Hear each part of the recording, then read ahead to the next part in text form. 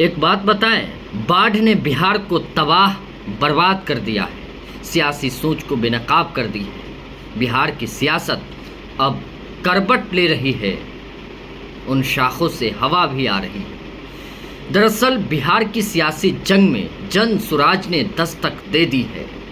और आपको बता दें, सियासी जमीन से क्रांति की मुनादी भी बजा दी है, जिसमें बिहारियों के सम्मान की लड़ाई है, स्वाभिमान की लड़ाई है और बावकार की भी लड़ाई है। दरअसल प्रशांत किशोर महात्मा गांधी की विचारधारा को आत्मसात करते हुए बिहार की तकदीर और तस्वीर को बदलना चाहते हैं, बिहार में परिवर्तन लाना चाहते हैं, बिहार की सियासी सोच को, सियासी मिजाज को बदलना भी चाहते हैं। इससे पहले प्रशांत किशोर ने 2 अक्टूबर को पार्टी की स्थापना कर दी, पार्टी का ऐलान कर दिया। इसी संकल्प के साथ, इसी सोच के साथ पार्टी अध्यक्ष भी चुन लिया गया, अधिवेशन भी हो गया। प्रशांत किशोर अपनी पदयात्रा के दौरान बिहार के तमाम गांवों, पंचायतों, कस्बों में जा जाकर बिहार की दरअसल सियासी सोच को टटोल रहे थे, सियासी जमीन को टटोल रहे थे और उनके नब्ज को भी पकड़ रहे थे। शायद उन कोशिशों में प्रशांत किशोर कामयाब भी कुछ हद तक हुए हैं, सियासी पंडितों का ये भी कहना है। लेकिन प्रशांत किशोर जिन मुद्दों के आसरे बिहार में सियासत करना चाहते हैं, वो मुद्दा क्या है ये भी हम आपको बताना चाहेंगे। पहला पलायन, दूसरा शिक्षा, तीसरा रोजगार। लेकिन पदयात्रा के दरमियान जब प्रशांत किशोर जनता से मुखातिब हो रहे थे, तब ये आश्वासन कर रहे थे, बिहार में अगर हमारी सरकार बनी तो बिहारियों को पलायन नहीं करना पड़ेगा, शिक्षा के लिए मजबूर नहीं होना पड़ेगा, रोजगार के लिए मजबूर नहीं होना पड़ेगा, तमाम समस्याओं की यहाँ पर व्यवस्था की जाएगी। खुले तौर पर उन्होंने ये बात कही है और इन बातों को लेकर उनके समर्थक हामी भी भर रहे हैं। कुछ ऐसे भी लोग हैं जो प्रशांत किशोर की सियासी सोच की मुखालिफत कर रहे हैं, ख़ास तौर पर उनके जो विरोधी हैं और उनके समर्थन हामी भर रहे हैं।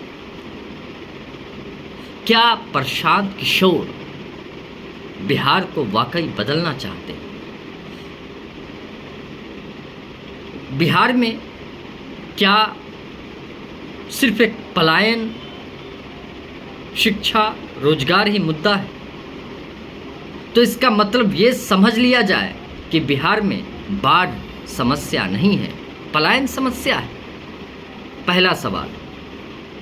दूसरा सवाल कि आप तमाम बिहारियों को यहाँ बुला लेंगे तो उसके लिए जगह कहाँ है? उन तमाम लोगों को रखने के लिए क्या आपके पास कोई भौगोलिक व्यवस्था है? किसी तरह की कोई योजना है? इसकी परिभाषा क्या है? इसकी आधारशिला क्या है? आपको ये भी बताना चाहिए और इसका ऐलान भी करना चाहिए।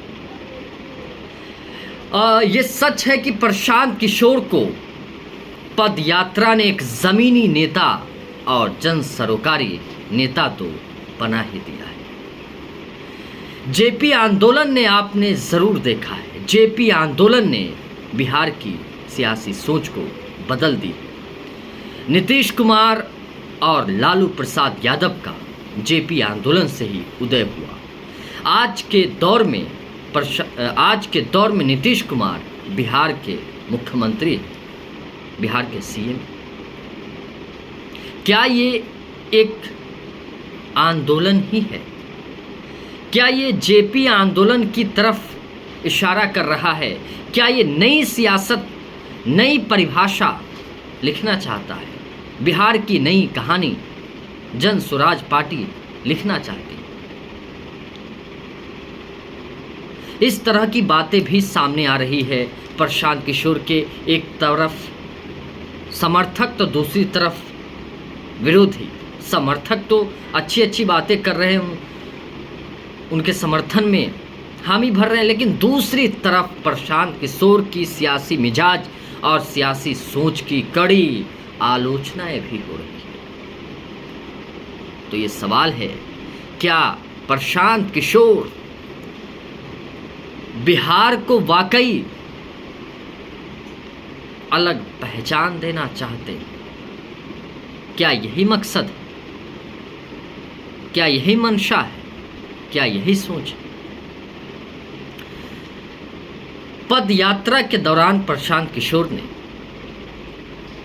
गांवों, पंचायतों, कस्बों में जा जाकर यही कह रहे थे, कम से कम अपनी चिंता नहीं तो अपने बच्चों की कीजिए। और आपको बताना चाहते हैं कि जन सुराज ने बिहार की सियासत में शायद क्रांति भी ला दी और सियासतदानों को बड़ा संदेश दिया है, जिसमें सिर्फ और सिर्फ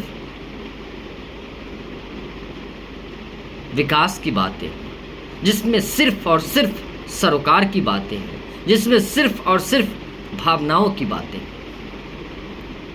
प्रशांत किशोर ने जब अपने सवालों के जवाब दे रहे थे तो उन सवालों के जवाब में कुछ रचनात्मक, तथ्यात्मक और तंजात्मक बातें थी, लेकिन कुछ ऐसी भी बातें थी जिसमें भावनात्मक और एक राजनीतिज्ञ की सोच भी सामने आ रही थी और ये बताने की जगजाहिर कर रही थी और ये बताने की जहमत गवारा भी कर रही थी। प्रशांत किशोर बिहार की सियासत को बदलना चाहते हैं, उसकी सोच को बदलना चाहते हैं। तो क्या ये एक नई सियासत है, नए दौर का बिहार है, नए दौर की पार्टी है? लेकिन सबसे बड़ा सवाल यह है कि क्या प्रशांत किशोर बाढ़ को लेकर फिक्रमंद है? बाढ़ की जिस तरीके से बिहार में दयनीय समस्या लगातार सामने आ रही हैं, उन समस्याओं को ख़त्म करने के लिए उनके पास कोई व्यापक रास्ता है? इस पर ज़रूर प्रशांत किशोर को अपनी बात रखनी चाहिए। लेकिन मैं आपको बताना चाहता हूं कि सियासत में आरोप प्रत्यारोप तो आम बात है, वायदे तो आम बात है, लेकिन सच ये है कि ज़मीनी हकीकत क्या है। प्रशांत किशोर के वायदे और आश्वासन में कितने दम है, ये 2025 विधानसभा चुनाव ही बताएगा, क्योंकि विधानसभा चुनाव की सरगर्मियां तेज हो गई है। तमाम पार्टियां सियासी मैदान में अपनी अपनी किस्मत आजमाने की जोर आजमाइश कर रही है। लेकिन क्या प्रशांत किशोर आरजेडी, जेडीयू को खुले तौर पर महात्मा गांधी की विचारधारा के जरिए चुनौती दे रहे हैं? और प्रशांत किशोर मुस्लिम वोट बैंक को भी अपनी तरफ आकर्षित करने की कोशिश कर रहे हैं, मुतासिर करने की कोशिश कर रहे हैं। और कुछ लोग ये मानते हैं कि प्रशांत किशोर की विचारधारा और सियासी सोच अच्छी है। तो क्या जनता प्रशांत किशोर को एक विकल्प के तौर पर देख रही है?